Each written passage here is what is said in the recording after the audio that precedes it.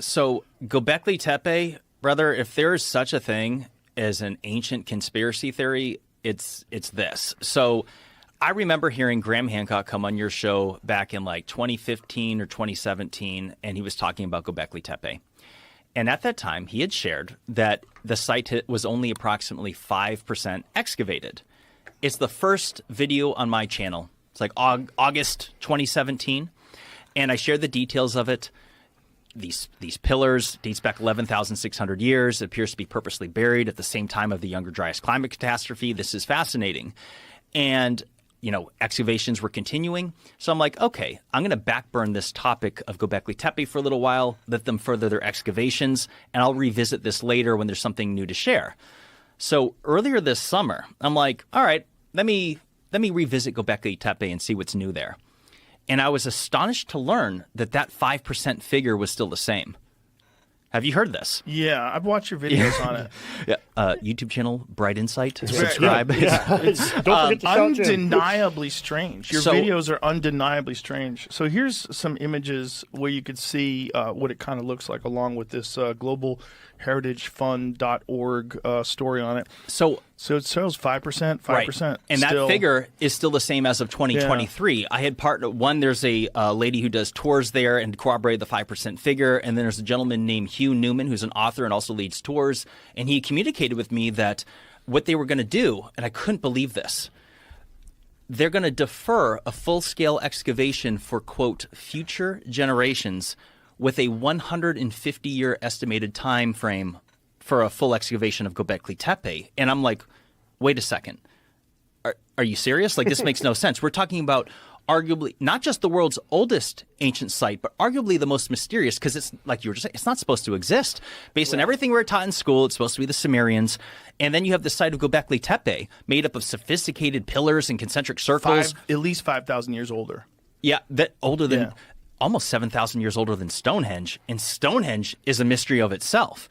Right. So I start Googling and looking into the details. I'm like, this doesn't make any sense. How could they defer excavations for future generations when this may be the most important ancient site on Earth involving our mysterious lost ancient past?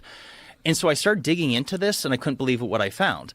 So they were doing large-scale excavations, but that has since ceased. Just to clarify, they are still excavating Gobekli Tepe, but they have rolled and dialed back the large-scale excavations of the years prior, and they are focusing on conservation and tourism management of the site. And like I said, with a 150-year time frame, and I'm like, wait a second. I can't, and I have all the screenshots in that folder. Because of funding? Absolutely not. So not only have they never claimed that it's related to funding, but this is where things get bizarre, is that there's a Turkish conglomerate called the Doges Group, which consists of 250 companies within Turkey.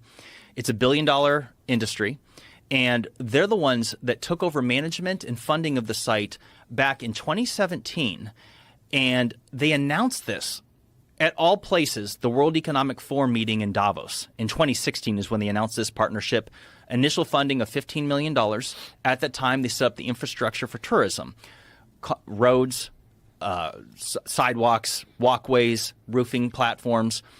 And since then is when they dialed back the excavations. And I'm like, this makes absolutely no sense. So let me just be crystal clear here. It has nothing to do with funding, and they've never claimed it has anything to do with funding. But their excuses, they have said, one of which is that, well, we want to wait for future technologies to develop so we can more safely excavate the site. And I'm like, wait a second. Hold on a second. We're talking about pillars buried in dirt. It's 2024. Do not tell me that we do not have the technological capability to dig rocks up. What would be an alternative explanation? So, okay, this is where things get fun. Oh, boy. So, rabbit hole, here we go. Fun. I love a good rabbit hole. Let me say a couple of things before I get into it. One of which is that them saying that they're waiting for a future technology to develop to safely excavate the site, I'm like, what type of magical shovel or pressure water hose are we talking about here? Vacuum, a dirt vacuum. Right. And since they're saying that they're continuing to excavate the site today, since they're saying they continue to excavate the site today, I'm like, well, which is it? Are you saying that you're doing so in unsafe methods? And I already know that's not the answer, because there's been no issue with destructing the site from digging it up. It's not like they broke a pillar and like, oh, dang, wait a second, we need to walk this back. We're not doing things safely. Right. That's not the case here. So there are a few explanations here. Okay, that's what I want to hear. So one of which is that the most logical explanation, this is the less conspiratorial one, which is that it has to do with money. You have this Turkish conglomerate of people that are saturated with members of the World Economic Forum. For example, the CEO of the Doges Group is a longtime member of the World Economic Forum. That may backburn the World Economic Forum for a half a second. They're business people. They took over the site, and it's all about money now. Back in 2019, Gobekli Tepe had approximately 19,000 visitors yearly. Now it's at 500,000.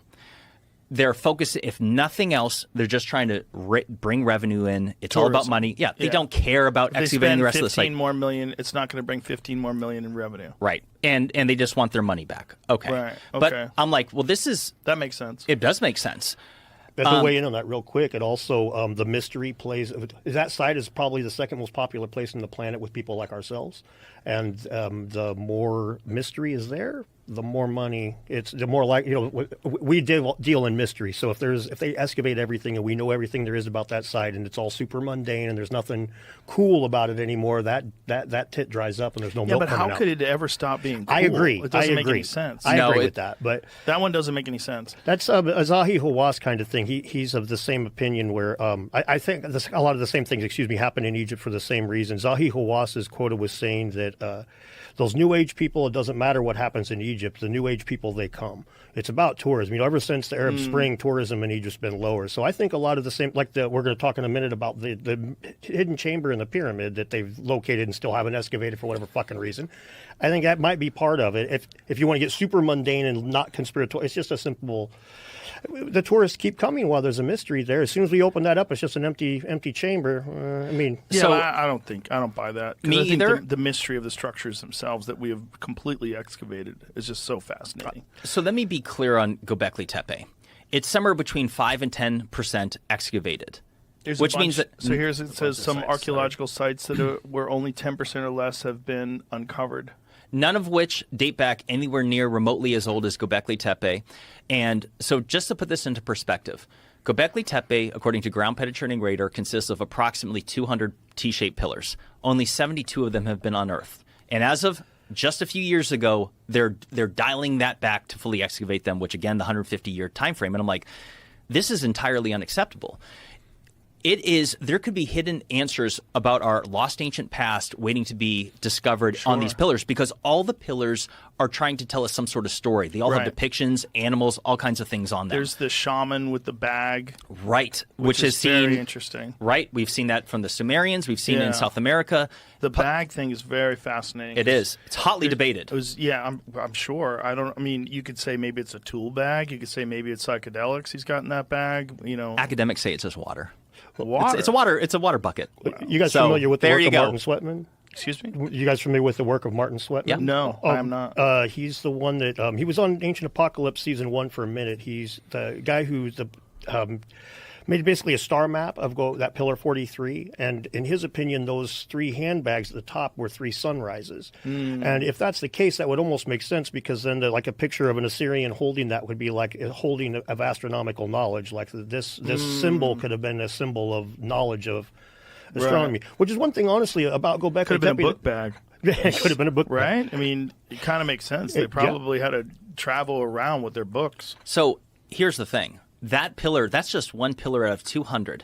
And here we are debating. We don't even know what it is. It's all conjecture. Pull that up, Jamie, so we can see what that pillar looks like. So this Gobekli Tepe situation is far more bizarre than we've described so far. I think the logical explanation, though, is that you have massive tourist revenue coming to see it as is.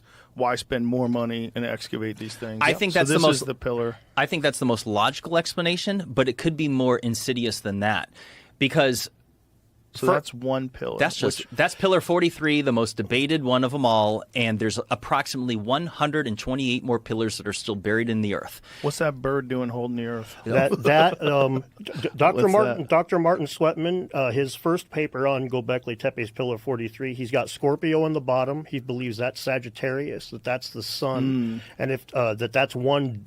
Basically, it's a star map denoting the time that the comet smacked the earth. Is what he believes.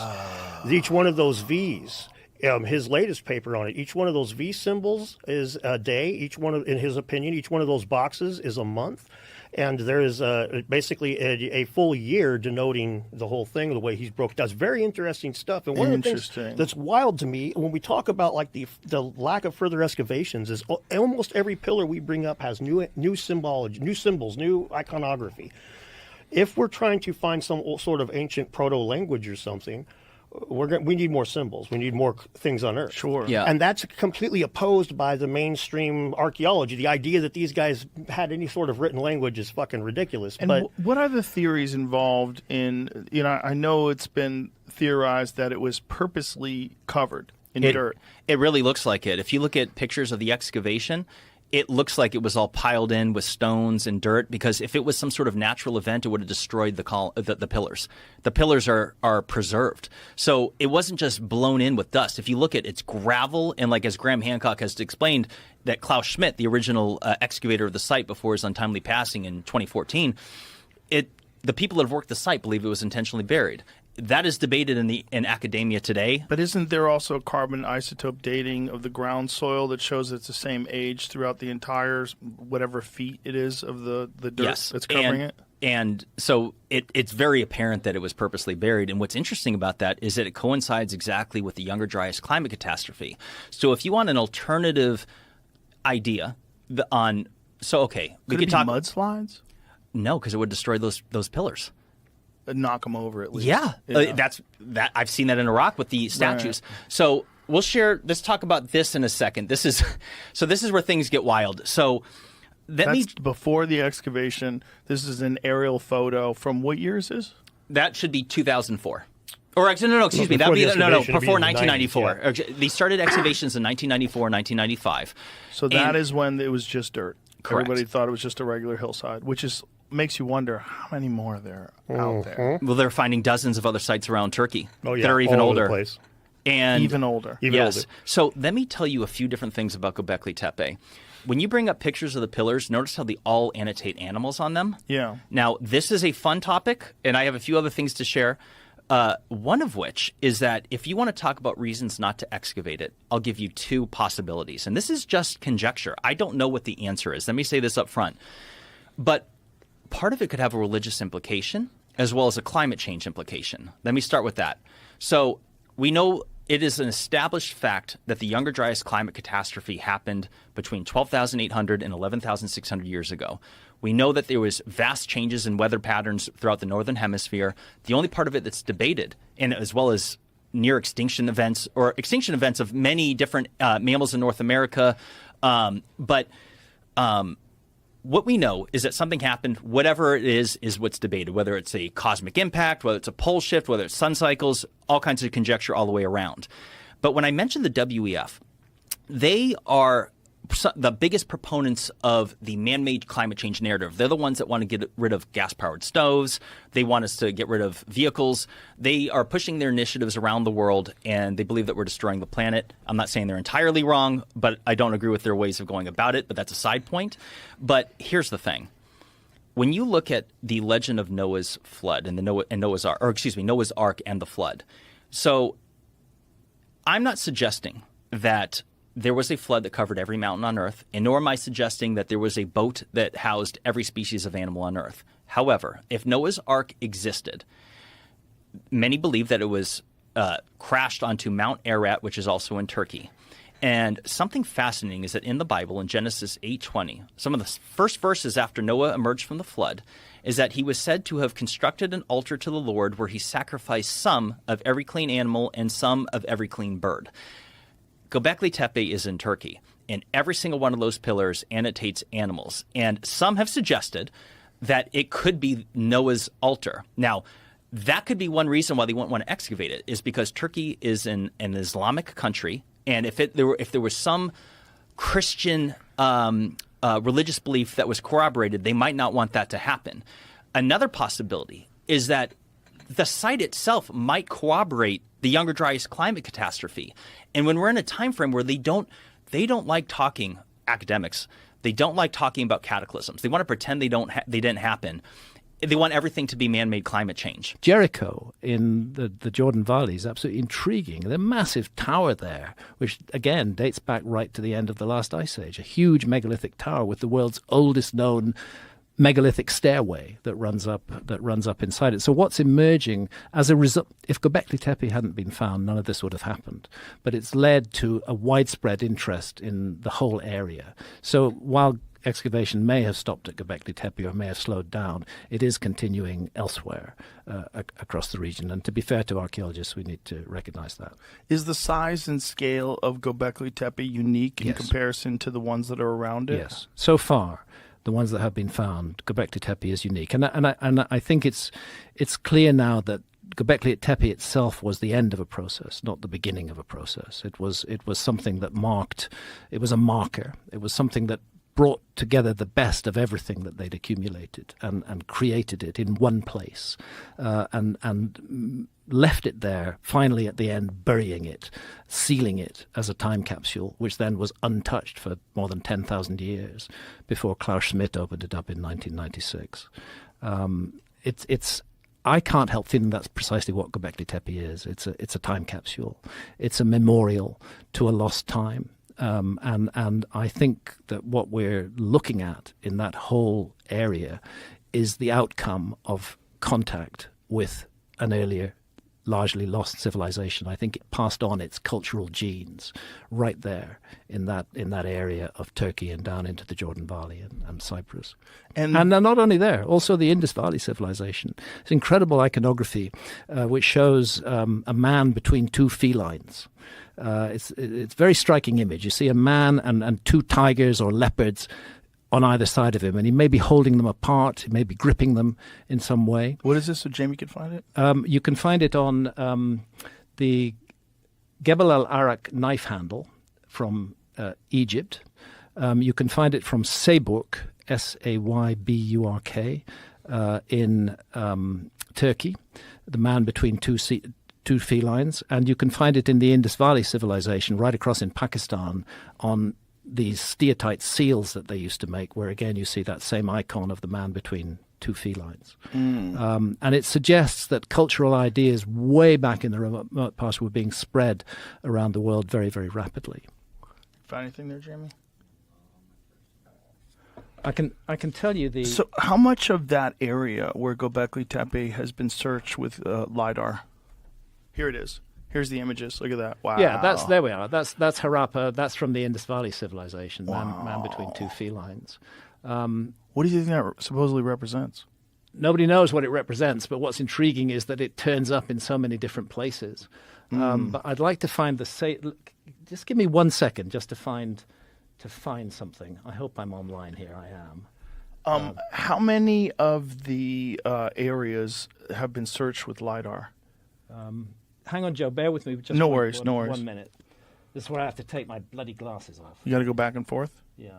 You looked at that Karen Tepe has some cool stuff that I don't think we've seen before. There's this huge skeletal figure. This one, 12 feet high or something like that. Extraordinary. Kind of similar to the Easter Island heads. What's going on down there? His hog. What do you think it is? How weird are those structures? Yeah. You know, but like the way their hands are placed, it's kind of similar to the way the Easter Island hands are placed. Jamie, could I get plugged into the HDMI? Sure. Do you need to? Yeah. Okay, pause, please. We'll pause. We'll be right back. Good. All right, we're back. We're back. Okay, we found these images so this is from Jamie. Maybe you could expand that the Sayburk relief. I think you have to do it. Okay, it's on my. Yeah. There we go. So this is about 10,000 years old. It's from a site in the area of Gobekli Tepe called Sayburk, and it's gone. There it is. and it's clearly a man between two felines. And interestingly, he's holding his dick, exactly like that piece that you just showed from Karahan Tepe. And then if we go on,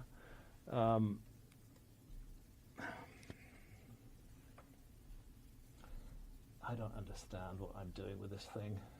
There it is. So then the Indus Valley, again. Yeah, I'm controlling what's on the screen. You are. Okay, so there's the man between two felines. Again, expand that. So that particular image, is there any sort of a theory as to what they were trying, what that represented? Human mastery of animals is the only one I've heard that's being suggested. But it seems like they're trying to get him. It does in that case, rather than or that he's holding them. Right. He's holding them at bay, Keeping them from getting each other. Yeah, and then if you go down to the Egyptian one, which is the Gebel El Arak knife handle, there it is. That's from ancient Same Egypt, thing. pre-dynastic Egypt. Same thing. Wow. And then the next one is from Tiwanaku in Bolivia. That's a redrawing from Tiwanaku in Bolivia, and again, it's a man between two felines. Wow. So when I see this kind of complicated image turning up all around the world, I can't help feeling that there's a remote common source, which is sharing. It's not each culture representing or influencing the other. It's a remote common source that they all share. What's the last one from? Where's it from again? From Tiwanaku in Bolivia. Look, what do you think he's got in his hands? Well, it looks like two felines that he's holding apart. Right, but what are those things that are dangling down? I absolutely have no idea, and I'm not sure if anybody else does, although I'm reminded in that one of the handbags that we see in some of the figures from ancient Sumer. Right, but what is the thing on the left? Again, I don't know, and I don't think anybody Very does. strange. And what are the? Why does he have steps on his chest and a wheel? Like, what is that? You know, what is that spiral in the center of his body? It's a spiral of mystery. I honestly don't know the answer to Bizarre, that question. because, like, look, there's a geometric pattern. You And see, it goes up and down with the steps, and it Yes. repeats on both corners. That one where it steps up and the other side where it steps down. yeah, Very strange. it would be nice if there were written records from Tiwanaku, Wouldn't that be told us sweet? what it was about, but unfortunately there aren't. Just very, very bizarre. So what I'm saying is we're seeing a sudden emergence of something that is being recognized as a civilization in Turkey just immediately after Gobekli Tepe, around the time of Gobekli Tepe. If you enjoyed today's episode on JRE Plus, don't forget to give it a thumbs up and share your thoughts in the comments below. Thank you.